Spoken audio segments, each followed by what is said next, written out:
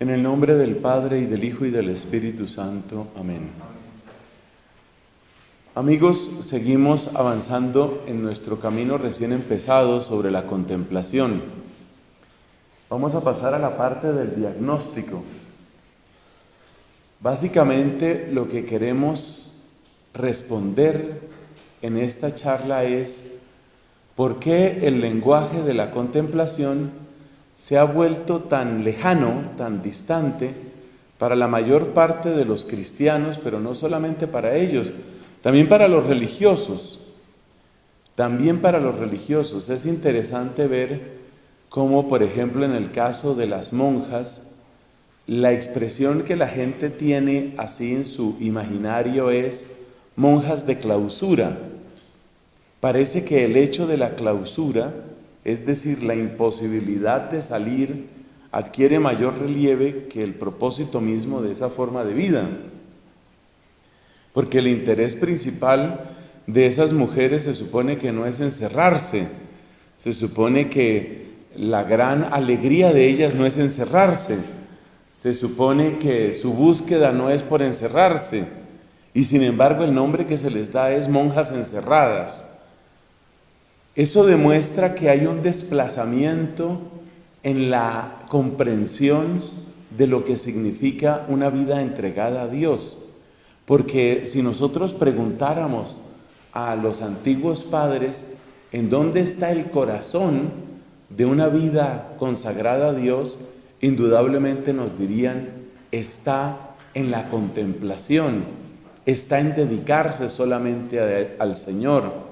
Por eso una de las definiciones de la vida monástica es vacare Deo, estar libre para Dios. Ese es el sentido de una vida entregada al Señor. Entonces hay que responder a esa pregunta: ¿por qué es tan extraño este lenguaje? ¿Por qué el lenguaje contemplativo, aparte de servir para unos cuantos chistes flojos, casi no florece en la vida religiosa? Yo espero que la orden de San Agustín esté mejor que la orden dominicana, pero en mi caso, por ejemplo, sin que sea pues el peor de los pecados, yo recuerdo en mi comunidad, si una persona, por ejemplo, está en una predicación o está en la capilla y se va quedando dormida, entonces dicen, entró en contemplación, es decir, solo sirve para eso, para decir chistes de esa clase sin mayor sustancia. ¿Por qué el lenguaje contemplativo se volvió tan lejano? ¿Y qué implicaciones tiene eso? ¿Qué implicaciones tiene perder ese lenguaje contemplativo? Las implicaciones son dramáticas, como veremos a lo largo de esta exposición, creo yo. Entonces empezamos un poquito en las causas, que es lo que he escrito en la parte izquierda del tablero, siguiendo esa flecha. En primer lugar, el lenguaje contemplativo ha sido visto como irreal, como un lenguaje ingenuo. Es interesante ver que el lenguaje sobre la contemplación ha sufrido la misma suerte que el lenguaje sobre la santidad. Es más o menos frecuente hablar de santidad, de fervor, de entrega a Dios en las primeras etapas de la vida religiosa. Sobre todo parece en el noviciado, es muy frecuente que se utilice ese lenguaje. Pero pasado el noviciado, da la impresión de que se sigue una curva descendente, una curva que hace que luego, al volver la vista atrás y recordar esos fervores del comienzo, en vez de sentir lo que nos sugiere el libro del Apocalipsis, lo que muchos sienten o por lo menos expresan es: uno sí era muy ingenuo en esa época, uno sí se creía todo ese cuento, uno sí se creía que la obediencia se podía vivir, y la pobreza y la castidad y la santidad, y uno creía que ya estaba en el cielo. Pero ese lenguaje se denuncia de un modo duro porque se supone que es ingenuo, se supone que la santidad, hablar de santidad es irreal, es algo que no aterriza, que no coincide, que no casa con el mundo real. El mundo real es duro, la vida es complicada, hay que hacer dinero, hay que fortalecer las instituciones, hay que cumplir unos horarios. Entonces, todos esos fervores, que ya se va poniendo la palabra en tono despectivo, todos esos fervorines del noviciado, del postulantado, ya se acabó eso, ahora viene la vida real. Y la vida real es que hay que atender padres de familia, la vida real es que hay que pagar impuestos, la vida real es que hay unos recibos que llegan puntualmente cada semana, de modo que los temas de economía, los temas de desempeño profesional, los temas de administración, llegan a convertirse en el centro de atención de muchos consagrados, de muchos sacerdotes, muchos religiosos, que por eso cuando miran a la vida contemplativa, cuando miran el lenguaje de la contemplación, el corazón de Jesús, la dulzura del amor, la reparación por los pecados del mundo, hombre, eso, pues sí, es decir, eso como para las viejitas, beatas, desocupadas, pero yo ya tengo un trabajo serio. Yo ya tengo mi trabajo serio, yo tengo que hacer una acreditación en la universidad, yo tengo que sacar adelante esta institución,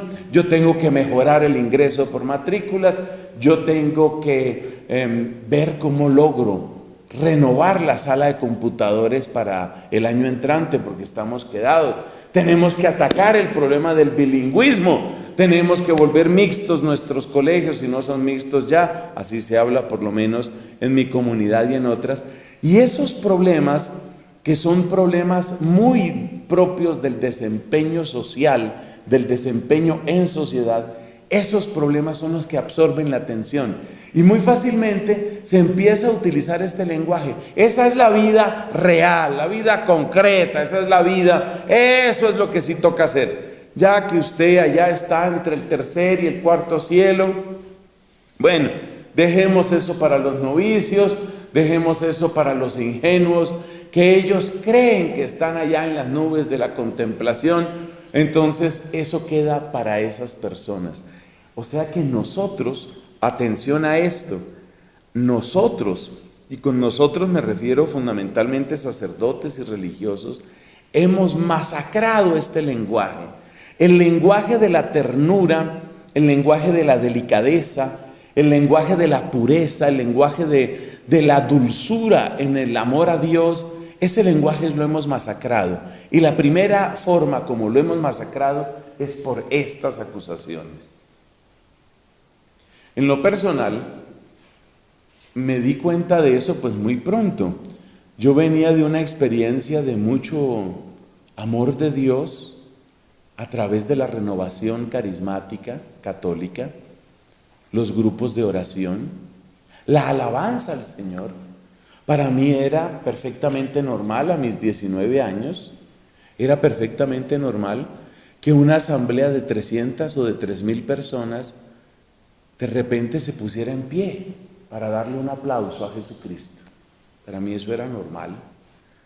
Que una persona se pusiera a orar, que una persona bendijera a Dios y en medio de su alabanza le brotaran lágrimas de gozo, para mí era algo que se podía esperar. Yo había visto eso en hombres, en mujeres, gente pequeña y gente grande. Para mí ese era mi mundo. Pero ¿qué pasa? Que va haciendo uno su formación y a veces se encuentra con este tipo de lenguaje. Esto yo no lo comento como un tema hipotético, no lo comento como una simple posibilidad, eso es una realidad. Y entonces la gente lo mira, alguna gente lo mira a uno como diciendo: ay, este todavía con esos fervores y con su rosario, y ay, Dios mío. Como quien dice, ya despertará, ya le tocará un día la vida real, la vida dura. Y cuando le toque la vida dura, entonces aprenderá lo que sí es. Pero hubo algo que a mí nunca me abandonó, y yo no soy la excepción, hay muchos otros que seguramente sienten y piensan como yo. Hubo algo que nunca me abandonó, mis hermanos, y es que para mí las vidas de los santos han sido una referencia. Y entre ellos, no poco, nuestro querido San Agustín. Era un tonto este hombre, era un ingenuo, o se estaba dejando llevar por fervores de recién convertido, cuando escribe con tan encendido entusiasmo, escribe sobre la grandeza de Dios, sobre la profundidad de sus misterios, sobre la largueza de su benevolencia. ¿Qué? ¿Era ingenuo? Pues entonces parece que murió ingenuo, porque todo su ministerio está marcado por eso. Sus obras están marcadas por ese tono de amor. Y luego me pongo a mirar, por ejemplo, la vida de San Ignacio de Loyola, que se ordenó tan tarde, más de 40 años tenía de edad cuando se ordenó sacerdote, y la manera como este hombre se acerca a la Eucaristía, esa humildad de San Ignacio frente al misterio, ese sentirse abrumado, como el que es aplastado por un alud. ¿Qué? Entonces a sus 50 años de edad Ignacio era un tonto, era ingenuo, es que no conocía la realidad de la vida. ¿Por qué? ¿Por qué era así San Ignacio de Loyola? Porque muchas veces parecía incluso como si dudara de celebrar la Eucaristía por sentir la grandeza de un misterio que estaba mucho más allá de su condición. ¿El qué? Entonces, ¿eso queda solo para ellos? Nosotros no, nosotros somos los que sí entendemos la realidad de la vida. Entonces, uno empieza a desconfiar de la desconfianza. Porque esta manera de hablar, la que mira la contemplación, la santidad, como algo ingenuo, como algo irreal, esa es la desconfianza. Pero este servidor de ustedes, lo mismo que muchos otros, yo espero muchos otros, religiosos y religiosas, hemos sentido que hay que desconfiar de tanta desconfianza. De verdad, es irreal. A pesar de que uno es un miserable pecador, porque uno lo es irreal aspirar a la santidad. Es irreal aspirar a una vida contemplativa. Este lenguaje nos hizo mucho daño. Este lenguaje nos volvió no solamente escépticos. Escéptico es el que es lento para creer o resistente a toda forma de fe. Pero este lenguaje no solo nos volvió escépticos, nos volvió cínicos. Y el cinismo realmente le da la vuelta a todo el aparato ético y a toda la búsqueda existencial. Porque entonces ya empezamos a valorar nuestra vida consagrada, ya empezamos a valorarla, es en términos, por ejemplo, de gestión administrativa. Entonces, yo recibí una ciudad de ladrillo y entregué una ciudad de mármol. Durante mi tiempo, aquí están las estadísticas, esos son los religiosos que pueden poner, bendito sea Dios, pueden poner en cuadros y estadísticas toda la grandeza de su obra. Yo recibí esto, luego llegué a esto, más adelante esto y por último esto. De manera que eso les presento, ahí sí vienen los aplausos. Muy bien hecho. Excelente, usted sí sabe. Casi siempre lo que ha terminado sucediendo es que hemos reemplazado al Dios verdadero por ídolos. Discúlpenme, pero ese es el nombre que eso tiene, son ídolos. El ídolo del dinero, el ídolo del prestigio, el ídolo de la fama, son ídolos que se nos han metido. Y uno insensiblemente se va apartando del Dios vivo y se va entrando en esas idolatrías. ¿Por qué? Porque esas idolatrías son las que se pueden mostrar.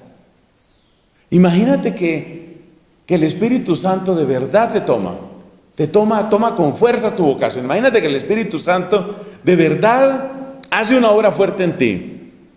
Pero no solamente hoy, lleva meses trabajando en ti el Espíritu Santo. Y como ya pasó la primera mitad del año, tú haces un balance. Y tú dices, bueno, en estos 6 meses, ¿qué ha pasado en mí? Y tú dices, realmente ahora estoy orando con mayor convicción, con mayor puntualidad, con mayor frecuencia, con mayor amor. Póngame eso en un PowerPoint. A ver. Este era mi nivel de amor en enero. Después ascendí. En Semana Santa alcancé un pico, luego bajé un poquito, luego subí. En Pentecostés realmente tuve una cumbre de mucho amor a Dios y eso les comparto, hermanos. Pues yo no sé quién tome en serio un reporte de esos. Bueno, sí, claro, sí, importante, sí, no, muy bien. Bueno, lo importante es que te sientes bien, estás bien. Y ahora sí pasemos a lo serio. ¿Qué pasó con el tema ese de la planta que teníamos que pagar? ¿Qué pasó con los impuestos? ¿Qué pasó? Esos son los temas serios. Lo que usted viva en su corazón. Oiga, yo llevo años con una crisis dura de castidad.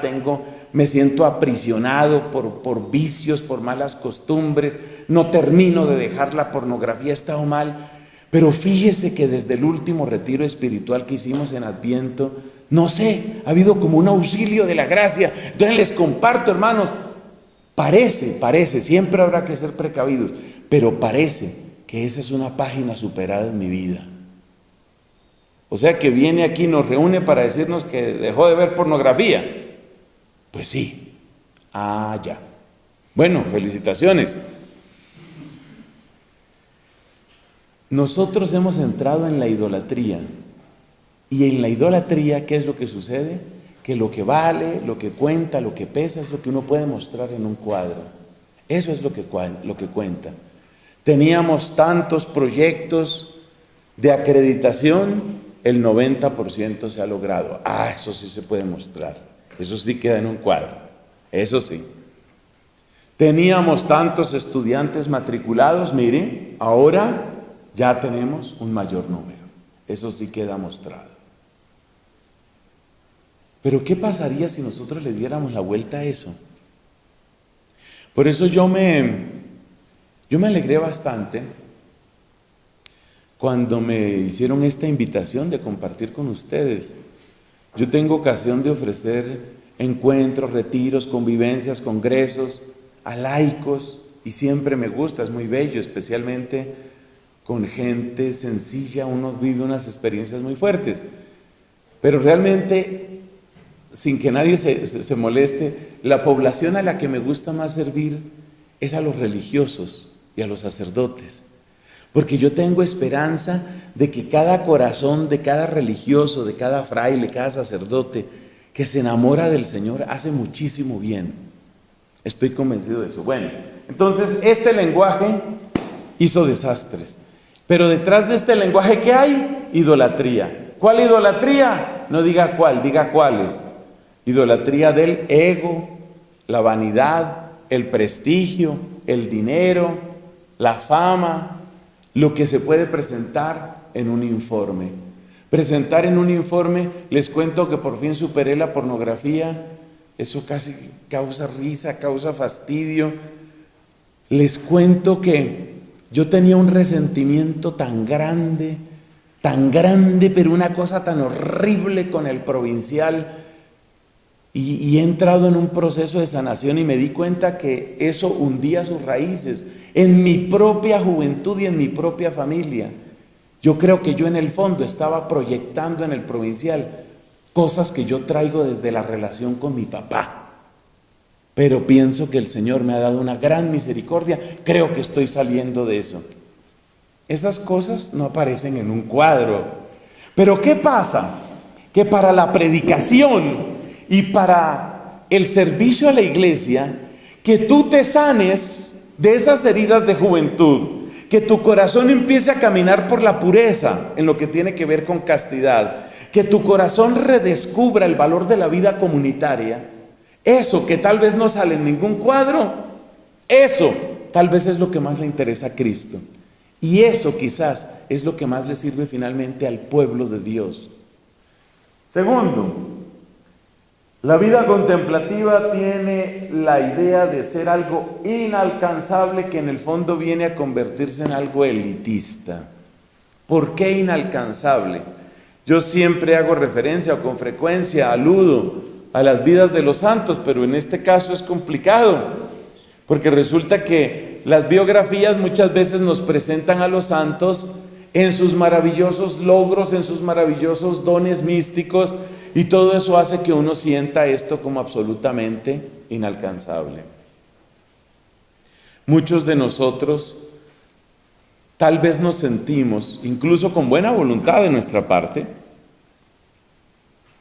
tal vez nos sentimos como si uno estuviera en un vallecito, en una explanada, y por allá desde la cumbre uno ve, por allá desde la cumbre salen unos resplandores que uno alcanza a ver, ¿no? ¿Y quién es ese? Ese que está allá, ¿quién es? Ese es Santo Tomás. Uy, eso sí es grande, pero queda allá lejos, queda inalcanzable. Esas penitencias de esos santos, los dones espirituales maravillosos que muchos de ellos recibieron, todo eso hace que uno sienta, pues tal vez esto no va a ser propiamente mi vida. Fíjese que el primer punto de nuestro diagnóstico es algo externo, el lenguaje externo que se burla, que presenta las cosas como si fuera ingenuidad. Este segundo punto es más interno, es como una especie de desaliento. Tal vez yo intenté orar, tal vez me puse juicioso, asistí a un retiro, me puse juicioso. Bueno, voy a madrugar para hacer un rato de meditación, siquiera una media hora de meditación personal todos los días, pero mi rato de meditación no acabó bien. De los 7 días de la semana me pude despertar 2 veces, porque hay mucho trabajo, hay que entregar muchos ensayos, hay que entregar muchas evaluaciones, hay que hacer muchas evaluaciones. Entonces, trasnochado, cansado, entonces me voy para la capilla, allá me voy a ver qué puedo hacer. Y resulta que no se me aparece ningún ángel, no me habla ningún Cristo, no levito. Entonces empieza como una especie de decepción, de manera que al primero o segundo desierto uno se queda como sin aliento, uno se queda como sin impulso. La cosa se agrava más porque en la mayor parte de nuestras comunidades realmente no hay buenos directores espirituales. Pues ojalá ustedes tengan mejor situación, ¿no? Pero lo que yo he visto en general en la iglesia, no hay buenos directores espirituales. ¿Qué quiero decir con eso? Quiero decir que muchas veces uno no sabe ni a quién acudir, o uno se confunde porque entonces habla con un sacerdote y le dice, mire, yo he tratado de orar más, y entonces resulta que el sacerdote es de la línea condescendiente. No, hombre, no te preocupes, ya estás haciendo bastante. Mira, con que hagas lo que se ha mandado, ya con eso más que suficiente. Otro día hablas con otro sacerdote y ese otro tal vez pues comprende. Y un día te confiesas de un pecado con un sacerdote y entonces te dice, pues es muy lamentable que hayas hecho eso. Un mes después te confiesas con otro el mismo pecado y dices, eso ni pecado es, eso es normal, eso es su maduración psicológica, fisiológica, eso es su organismo, o sea, el cuerpo también tiene sus derechos, usted no sufra más por eso, no vuelva a confesarse de eso. Esas confusiones externas, ¿a dónde conducen? Conducen a una sensación de desaliento. Es decir, básicamente no vale la pena. Así de sencillo, básicamente no vale la pena que yo me esfuerce, que yo sufra, no hay por qué sufrir tanto. O sea, básicamente la contemplación queda como algo inalcanzable, queda como una anécdota. Uno va a Quito y le muestran el lugar donde Santa Mariana de Jesús, la Azucena de Quito, donde Santa Mariana de Jesús pasaba horas en contemplación. Pero uno mira eso, ya lo mira como, bueno, ella pertenecía al club de los imposibles. Pues sí, bonita la vida de ella, sí, gran cosa ella. Y luego uno va a Lima y le muestran, aquí fue donde Martín de Porres levitó. Ah, bueno, bien, no, está bien. Pero todo eso queda en una mezcla de leyenda, nostalgia, desengaño, que no le mueve a uno ya el corazón porque eso se siente absolutamente inalcanzable. Eso es inalcanzable, a mí no me va a llegar eso, a mí no me va a suceder eso. Todos los que han levitado son delgados, yo ya engordé, no hay nada que hacer. O sea, ¿dónde hay uno que haya levitado gordo? No existe. ¿Qué quiere decir? Que ya no tengo esperanza, ya esa parte murió para mí. Entonces, este es el otro punto. Y esto también ha desalentado a muchos. Tercer punto, desde el punto de vista teológico, la parte de la contemplación y la parte de la oración mental resulta ser un tema demasiado abstracto para mucha gente. Es un tema como abstracto.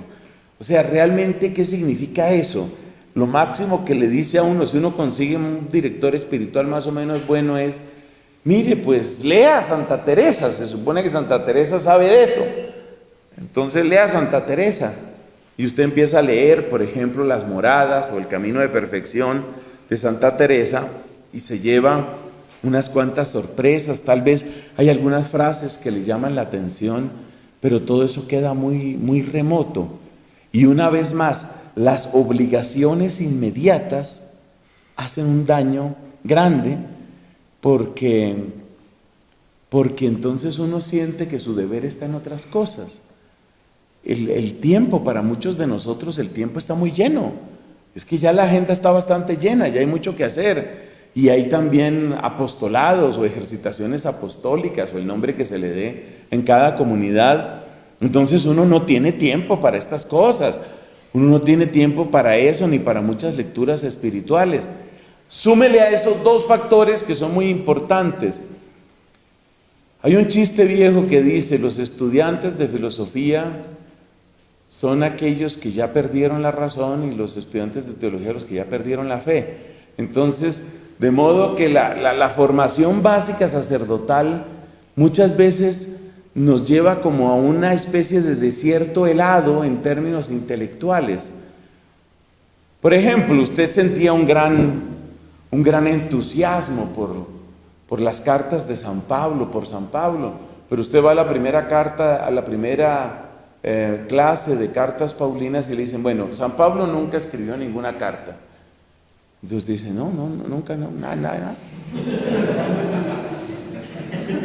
Ni así, ni una notica, pues, así, nada, no escribió nada. Moisés tampoco escribió nada. Elías no existió, Enoc no nació, pero sí murió, y así.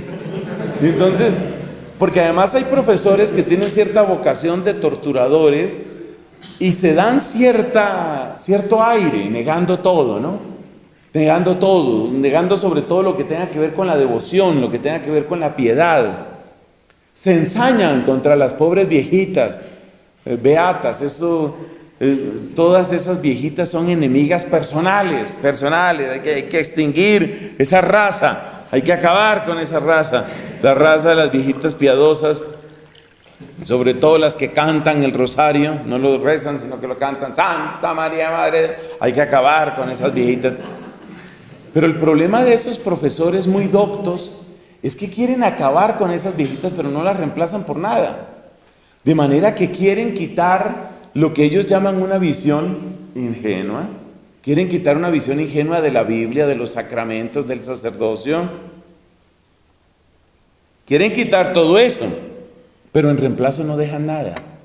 Entonces, bueno, los evangelios son unos relatos que no escribieron los evangelistas, que no dicen lo que quieren decir y que finalmente se parecen a muchos otros escritos de igual o mayor valor y que en última se pueden reemplazar por un buen manual de urbanidad. Claro, cuando uno recibe esa formación teológica, que es lo que está sucediendo en muchas partes, una vez más, ya no lo voy a repetir tanto, yo deseo que las cosas entre ustedes estén mejores, pero es que hay centros hay facultades de teología, hay lugares en la Iglesia Católica en Colombia donde eso es lo que está recibiendo la gente. Entonces es muy difícil mantener el fervor, porque usted que desde que tuvo su conversión dejó sus antiguos vicios, dejó su vida, que vamos a calificarla caritativamente como puerca, dejó su puerca vida, usted se volvió a Jesucristo y usted con esa admiración por todos estos temas, y llegan los profesores con estos argumentos, ¿no? Entonces, después de 2 años de filosofía, usted realmente siente que perdió la razón. Por eso alguien decía, la filosofía, otros dicen la metafísica, es el arte de confundirse a sí mismo sistemáticamente, ¿no?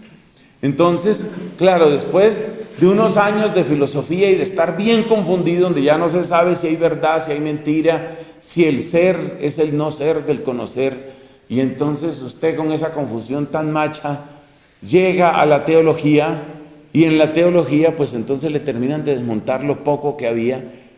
Finalmente, ¿cómo se salvan muchas vocaciones? ¿Cómo se salvan? Se salvan gracias a 3 viejitas piadosas, que son las que le dicen: Padrecito, yo siempre oro por usted. Esas viejitas tan atacadas, pobrecitas ellas, tan atacadas, esas viejitas con sus oraciones son las que muchas veces salvan a muchos sacerdotes.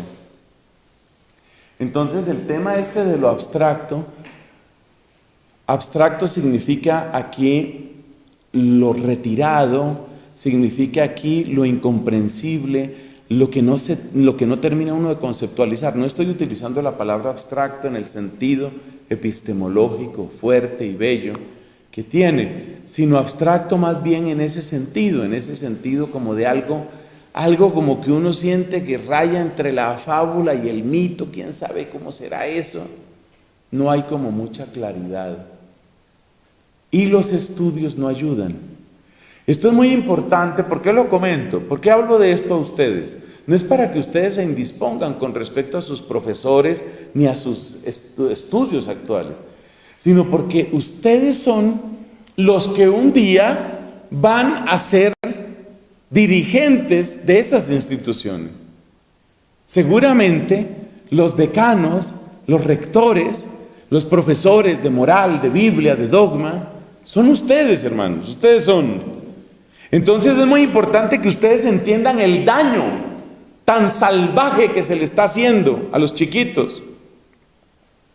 Y si usted en este momento ha sentido que su fe no crece, sino que más bien es castigada sin que se ponga nada realmente como reemplazo, o poniendo como reemplazo simplemente un amor horizontal, es decir, el amor al prójimo como salvación de todo. Si usted siente eso, yo le invito, en el nombre de Jesús, yo le invito, no se deje derribar, no ceda, vuelva a los grandes, vuelva a los grandes teólogos, a los grandes santos, vuelva a las fuentes más robustas. No se quede con el autor de moda, no canonice tan rápidamente a su profesor, no se quede en eso, vaya un poco más, vaya a las fuentes, resista, hermano, resista. Estamos viviendo tiempos bien duros, pero estos son tiempos para resistir. Y después de que usted resista ese embate, prepárese muy bien. Yo no estoy diciendo que seamos mediocres, ni que tapemos con una capa de piedad todos los genuinos problemas que están en la filosofía y la teología. Resista. Le estoy llamando a la resistencia. Y después de que usted resista, llegará el día en que es usted el que tiene que enseñar a otros. Cuando usted ya tenga que enseñar a otros, entonces usted va a cuidar un tema muy importante, que para mí es el más bello en la formación de la vida religiosa: la unidad del proceso. Lo hermoso, la meta a la que tenemos que llegar las comunidades religiosas, pero de eso, en mi caso, todavía estamos lejos. Algunos pasitos se han dado, pero todavía estamos muy lejos los dominicos.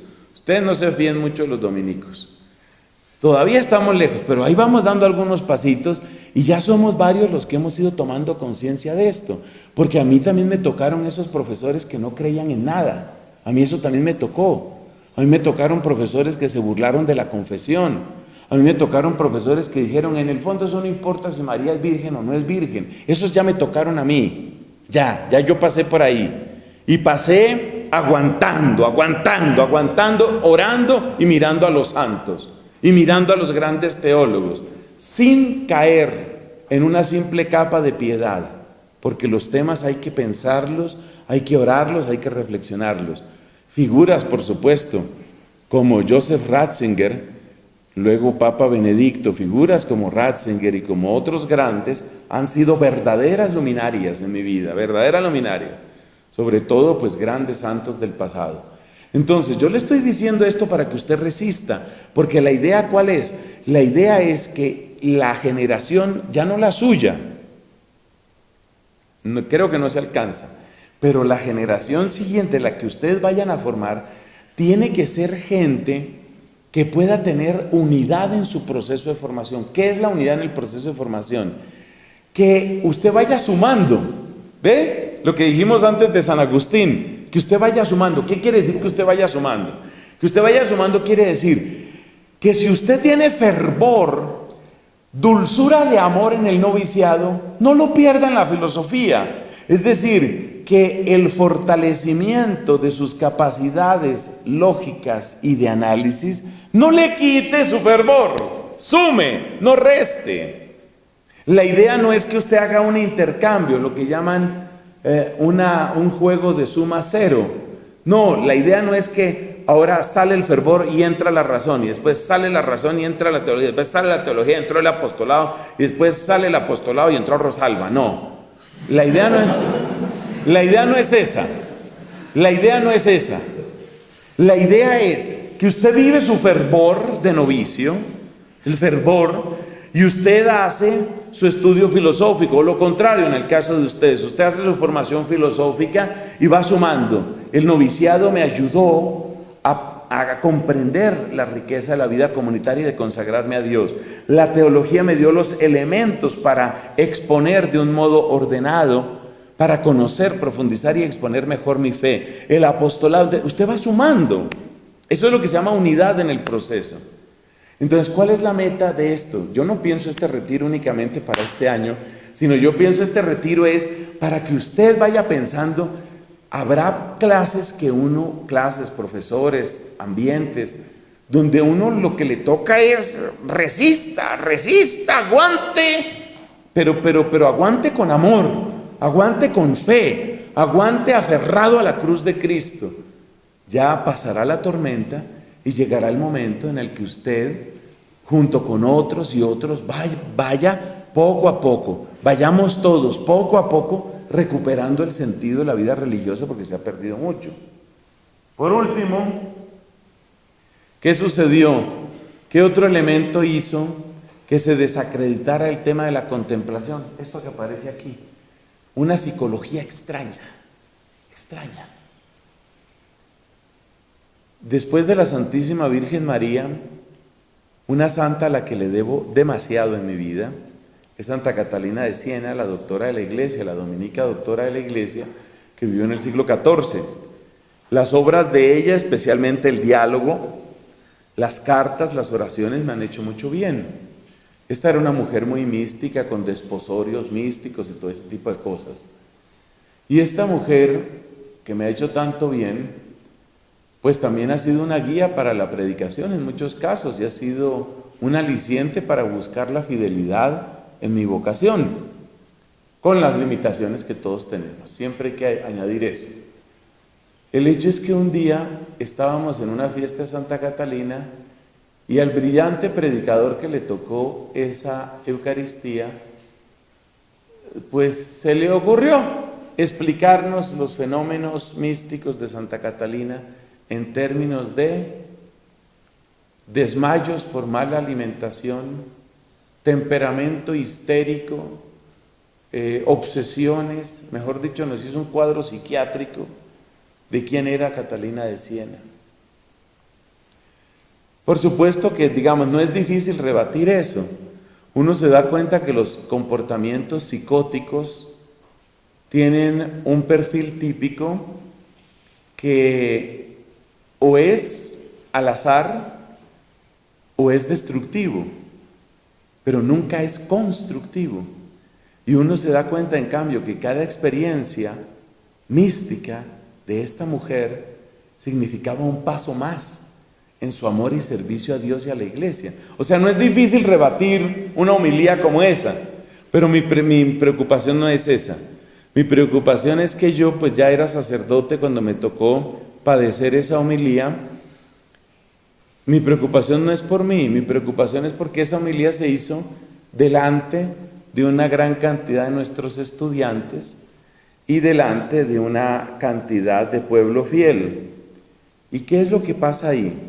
Que este señor presentó todo lo contemplativo como una psicología de la histeria, del rechazo a la realidad, algo así como una especie de escapismo. Según la presentación de este padre, por el que he orado muchas veces y hay que seguir orando, según la presentación de este padrecito, pues realmente la contemplación es el fruto de una psicología mal adaptada. Es decir, una persona que está mal de la cabeza, esa es una persona mística, esa es una persona contemplativa. La mística se mira como una especie de histeria / capricho. Y por supuesto nadie quiere eso en su vida, nadie quiere vivir eso.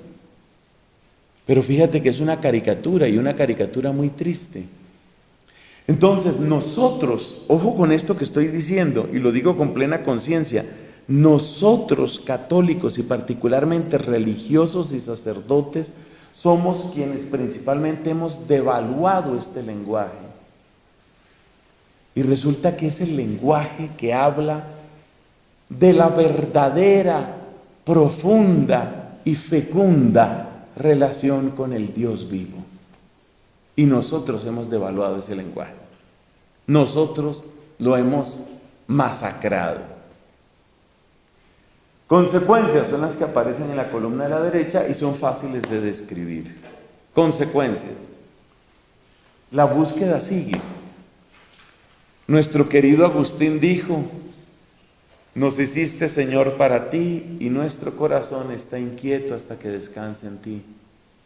De manera, óigame esto para que, yo trato de infundirle a usted este amor.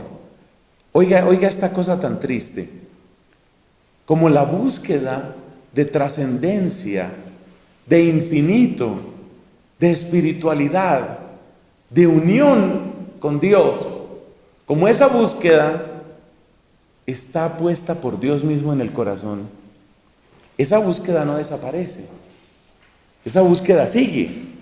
Pero ¿cuál es el problema? Que como nosotros hemos desacreditado las fuentes cristianas, entonces ¿a dónde se va la gente? Ahí entra la confusión. Esa confusión tiene tres expresiones principales que no las puse ahí en el tablero por no recargar. A mí me gustan los tableros más bien sencillos. Pero esa confusión tiene tres manifestaciones muy claras en nuestra época. Primero, el surgimiento de una espiritualidad sin religión. Y eso se mira a veces incluso con cierto elogio, con cierta admiración. Soy una persona muy espiritual, pero no me considero religioso. Es decir, lo institucional se ve con desprecio, lo católico se ve con desprecio. Ser de Cristo, no, lo importante es trascender, ¿sí? Lo importante es que uno pues trascienda, que uno vaya más allá. La Biblia no me dice que lo importante es trascender. La Biblia me dice: yo soy el primero y el último. Eso es lo que dice la Escritura.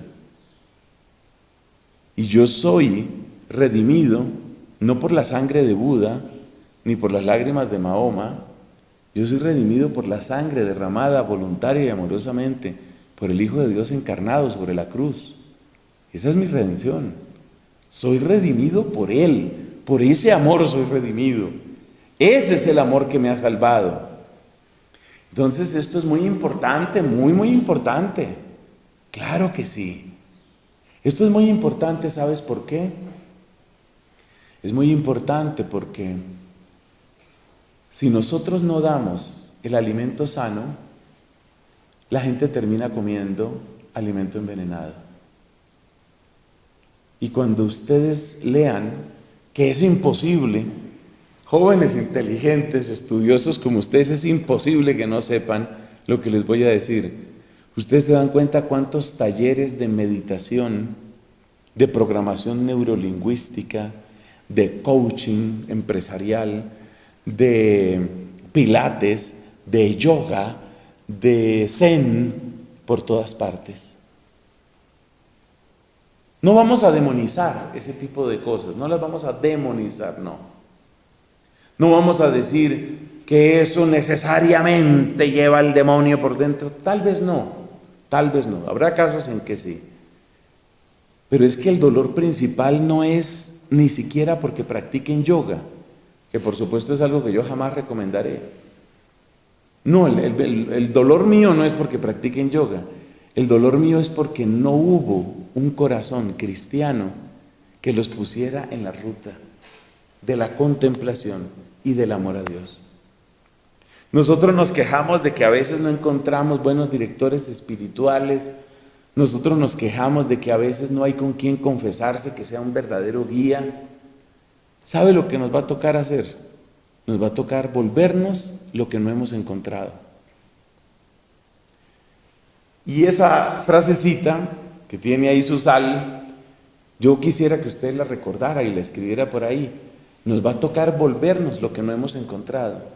Lo que usted no encontró, quizás ahora le va a tocar ser a usted.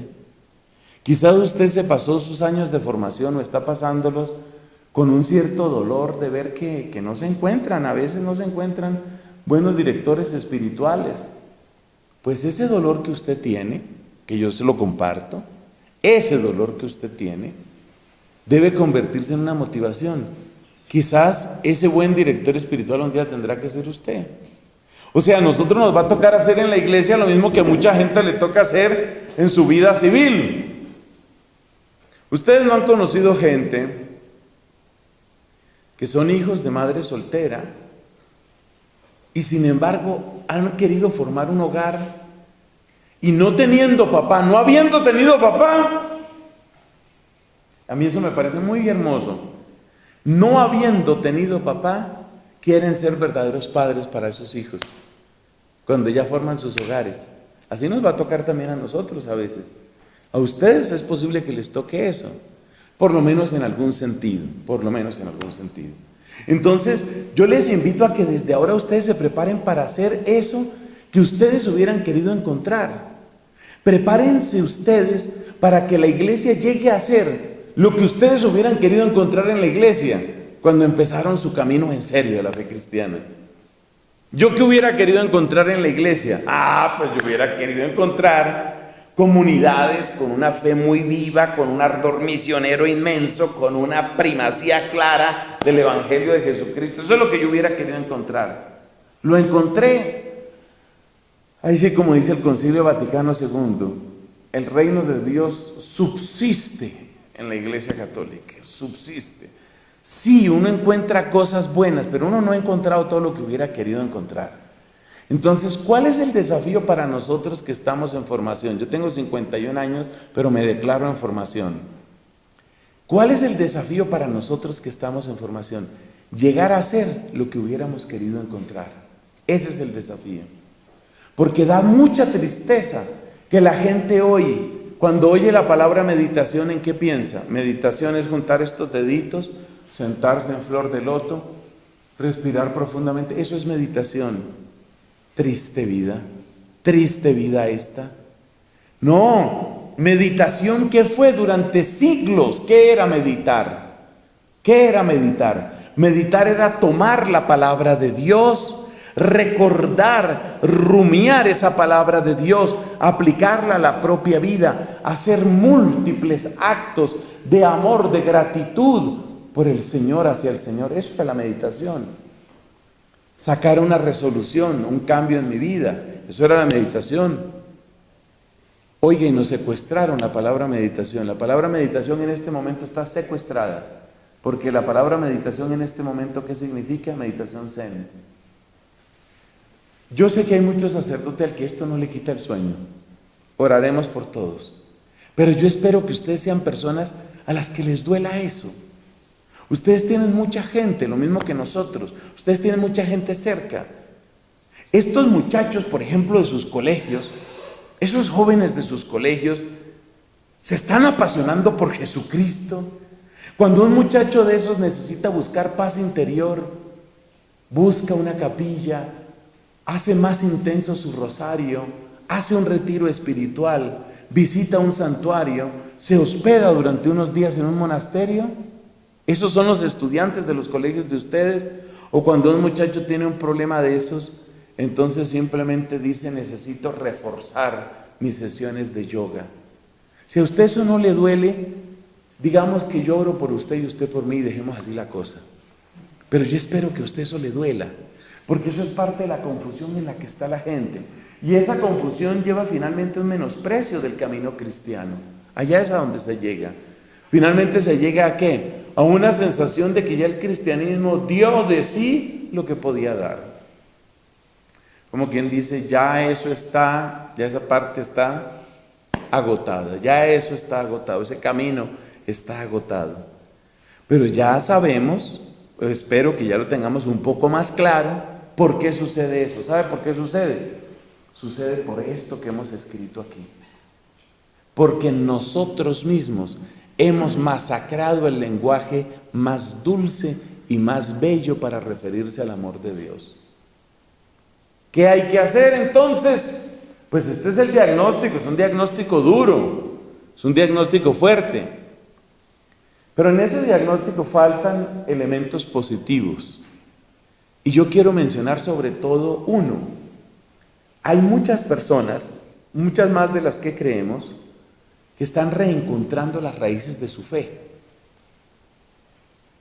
Cada movimiento eclesial y cada estilo pastoral tienen sus bondades y sus limitaciones. Pero yo le invito a usted a que considere las bondades que pueden tener esos otros caminos. A ver, hablemos en lo concreto. Mire, estamos en una época en que hay gente que está tomando en serio su fe. Por decir algo, esta gente del camino neocatecumenal. Bueno, es fácil reírse del camino neocatecumenal como es fácil reírse de cualquier persona enamorada. Gilbert Chesterton decía: el primer deber de un hombre enamorado es ponerse en ridículo. Todo el que está enamorado se vuelve ridículo. Entonces, los mismos que se burlaban de que los carismáticos parecía que estuvieran en un concierto, que estuvieran histéricos porque levantaban manos y aplaudían, esos mismos luego dicen: bueno, pero es que con los kikos, que se llaman a los carismáticos, a los neocatecumenales, con los kikos, esos no sabe uno si bailar un flamenco o qué hacer cuando empiezan el salmo. Es fácil burlarse. Luego hay otra obra, hay otro camino que se está abriendo y en el que han participado muchas personas, se llama el Camino de Emaús, los retiros de Emaús. Y hay gente que llevaba 30 años sin confesarse y se confiesa. Y hay gente y hay hombres viejos, barbados, que lloran diciendo: por fin he entendido que Jesús me ama. Eso también es parte del diagnóstico. Y yo hago una pregunta: si uno de esos personajes que ha encontrado algo novedoso en el Evangelio, a través de un cursillo de cristiandad, a través de un congreso carismático, a través del camino neocatecumenal, si uno de esos personajes se encuentra contigo, si uno de esos personajes quiere matricular su hijo o su hija en una institución de ustedes, esa persona encontrará un gancho ahí. Esa persona puede verte a los ojos y puede decir: este fraile, este agustino me entiende, este hombre, yo con este hombre conecto. Ese es el reto. Somos capaces de conectar con esas semillitas que están brotando, esas semillitas de las que es muy fácil burlarse, muy fácil. Claro, eso es lo mismo que ver, por ejemplo, uno mira un canguro recién nacido, no parece que hubiera nacido, sino que lo hubieran escupido. ¡Qué animales tan horrorosos, tan ridículos! Los gatos, ¿ustedes creen que los gatos nacen midiendo las distancias? Por eso Internet está lleno de gatos, porque los gatos son chistosos. Los gatos tratan y va a subirse y se va para atrás y ¡pum! Y cae y rebota. Y se ve simpático el gato, sobre todo porque el gato nunca se ríe. Entonces, claro, se parece a esos humoristas que nunca se ríen y que son los más graciosos. Entonces, todo lo pequeño está sujeto a burla y todo lo que empieza está sujeto a desprecio. Pero ¿qué tal que tomemos la otra actitud? ¿Qué tal que en vez de tanta burla y tanto desprecio tomáramos la actitud de decir, aquí hay vida, aquí hay vida? ¿Y qué tal que una persona de esas que puede estar en tu casa, que puede estar en tu parroquia, que puede estar llegando a tu santuario allá en Boyacá, esas personas que llevan sus semillitas humildes? Mire, padrecito, yo tenía 20 años sin confesarme y estuve en un retiro de Emaús. Oiga, qué belleza eso. Ah, ya se dejó lavar el cerebro usted en un fin de semana. No, padrecito, no digas, yo ya conozco esos retiros, pero bueno, vaya en paz. No le sirvió de nada a esa persona. Esa persona hubiera podido enganchar contigo, hombre. Esa persona hubiera podido empezar a crecer. Y tú hubieras podido empezar a crecer o seguir tu crecimiento junto a esa persona. Pero a base de esa burlita, a base de este lenguaje, nosotros despreciamos las semillas de Dios. Son semillas de Dios que están ahí. Entonces es muy importante que ustedes desde ahora se acostumbren a percibir esas semillas, porque usted no sabe de dónde va a llegar la gente. Un día usted se encuentra en una parroquia que aparecen 3 muchachitas así, todas bonitas, todas. Padre, es que no sabemos cómo contarle. Oh, cuenten, tranquila. Mire, es que, bueno, nosotras 3 vivíamos antes en Cali y pertenecíamos a un grupo que se llama Lazos de Amor Mariano. Ay, no, yo esos fanatismos aquí, esas histerias, y después empiezan con que todo es pecado y que tienen que confesarse cada 3 días. No, yo con eso no, perdóneme señorita, pero yo con eso no. Ahora, si quieren que salgamos a comer una pizza o alguna cosa así, vamos, no hay ningún problema, compartimos, ¿no? Y no está mal que usted coma pizza con sus amigas, vaya y coma pizza. Sí, vaya y come su pizza, ya, comemos su pizza, ya, y regresó. El problema no es la pizza, el problema es usted no le sirvió a esa persona. Y esas personas, esas semillitas que se llaman esos grupos nuevos, que son esas historias chiquitas, llega una persona y le dice, mire, fíjese que yo me quedé mirando a la Virgen y yo la vi esto se los cuento porque me pasó así tal cual en Chiquinquirá. Usted sabe que yo fui rector del santuario de Chiquinquirá y yo oía historias como estas. Padre, figúrese, yo me quedé viendo a la Virgen, claro que eso no se ve casi nada, pero yo me quedé ya viendo a la Virgen. Así le dice, la gente le dice a uno eso, así tal cual. Yo me quedé viendo a la Virgen y yo la vi tan seria. Yo no sé, yo le veía la cara y yo la vi como tan seria, la vi como tan triste. Y entonces pues yo no supe qué decirle. Entonces yo le dije, pero Virgencita, ¿por qué estás así? Y yo sentí que ella me decía, confiésate. Eso parece un chiste, ¿cierto? Eso parece una bobada. En primer lugar, un cuadro que ya de hecho es milagroso que permanezca el cuadro. O sea, el milagro en parte es que permanezca el cuadro. Eso es una maravilla. De verdad, es que busque usted los algodones del siglo XIII, del siglo XVI, perdón, ¿dónde están? Y esta es una tela de algodón. ¿Cómo se conserva eso? Eso es un milagro. Bueno, pero el hecho es que la persona esta, le viene a uno con esta historia. ¿Qué es lo más fácil? Lo más fácil es burlarse del canguro recién nacido. Lo más fácil es burlarse del gatico que no sabe saltar y que se da contra el mundo. Pero ¿qué tal que tomemos una actitud distinta? Entonces yo escucho a esta persona, a mí la Virgen me mandó a confesarme, padre. Fue la Virgen la que me mandó a confesar. No fue mi esposa, porque yo a ella no le hago caso, ella cansa y dice. Pero fue la Virgen me mandó a confesar. ¿Y qué pasó después? Pues yo fui a darle gracias y yo sentí que la Virgen me sonrió. Y uno se queda pensando, este señor tiene una pequeña empresa de alimentos en Villavicencio. Es un hombre que se está ganando bajito, 15, 20 millones al mes. Es una persona seria, 40 y tantos años de edad, tiene sus hijos y acaba de tener esta experiencia. O sea, no parece que sea ni un tonto, ni un loco, ni un fanático, ni un histérico. Entonces la pregunta, ¿cuál es? Esas personas que se acercan donde ti y donde mí, esas personas que se acercan y que te muestran así sus semillitas, ¿tú qué haces con eso? Lo más fácil es darle una palmadita y decirle, sí, eso con ese cuadro pasa muchas cosas. Bueno, buen retorno, que le vaya bien de vuelta, allá Villavicencio.